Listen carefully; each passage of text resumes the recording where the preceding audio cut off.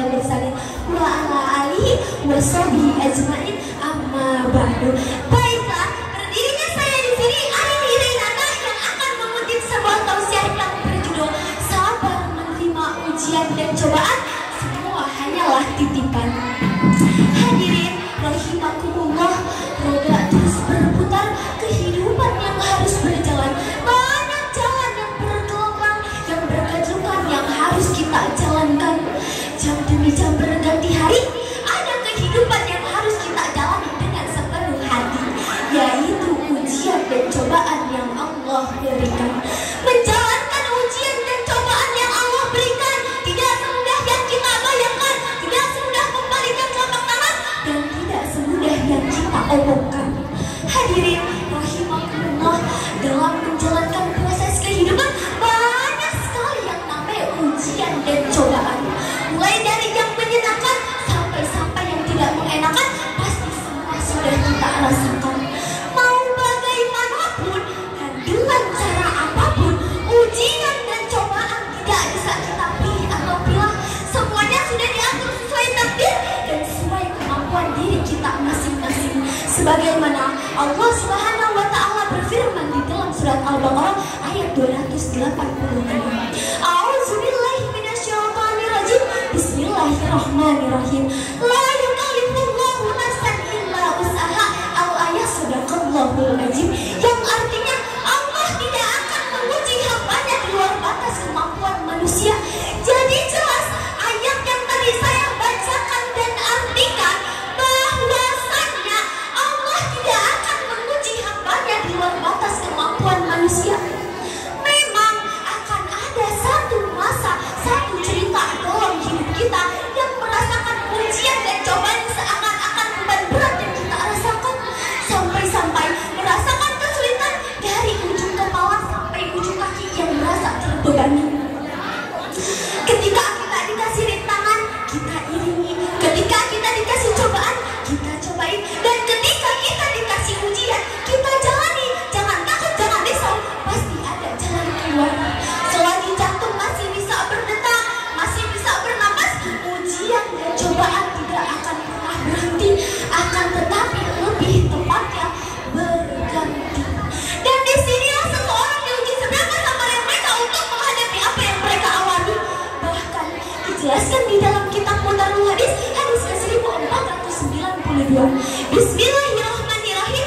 An-nasru ma'as-sabri wal faraju ma'al qalbi. Yang artinya pertolongan bersama sabar dan kebahagiaan bersama kebingungan. Jadi jelas ketika kita sudah bisa sabar, pasti Allah akan memberikan pertolongan. Ketika kita dikasih rasa kebahagiaan, kesenangan, kegembiraan, semua apa yang diberikan, tapi ingat itu hanyalah titipan. Dan sebaliknya, ketika kita dikasih rasa sedih, gelisah, galau, marah, tapi ingat itu hanyalah episode kehidupan. Semuanya akan silih berganti dan tidak ada yang abadi. Dan tidak ada yang abadi. Dan syairan pun berkata, hidup penuh lika-liku, ada suka, ada duka, semua insan pasti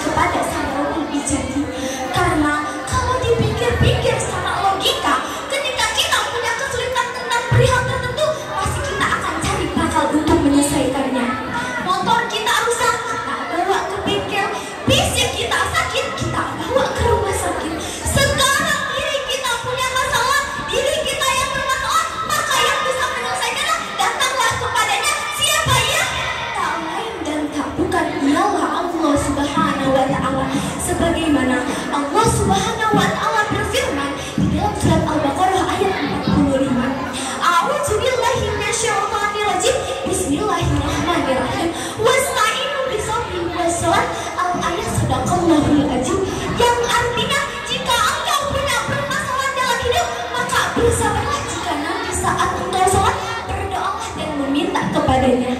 Kita manusia harus berusaha, masih dunia tak bersahabat.